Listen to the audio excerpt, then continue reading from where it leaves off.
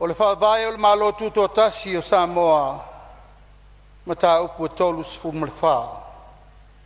Tautoga a le Palemia.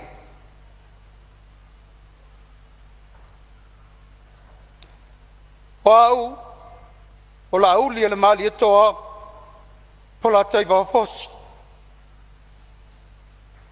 Ona o whiriwhiria, ma talia e vea ma Palemia ma sui usu fono le kapeneta.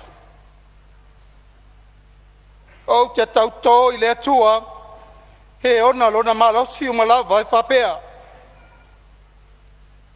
O le autu ina atu ma le ato toa, i le me silia i lau whamsinonga. I teimi uma e whapea ai o na manaumia ai, lau whaalinga ma lau whautuanga, i lau a fionga i lau mamalu o le malo.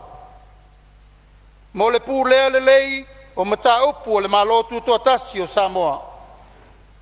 Mai o le au le whaia se whaalia po se ala tautino, po o le whaala tua o ia mata upu, e pei o le whelaflofo inga ai le kapeneta, ma komiti, whapea le fono whatonu. Ma sa tu inatu, ma lau tu singa whailoilo, pei tai ia vea uma, o le a vea au, ma se Palemia, moni ma le whamaoni. Ia fesoso ni mai le atua i atea.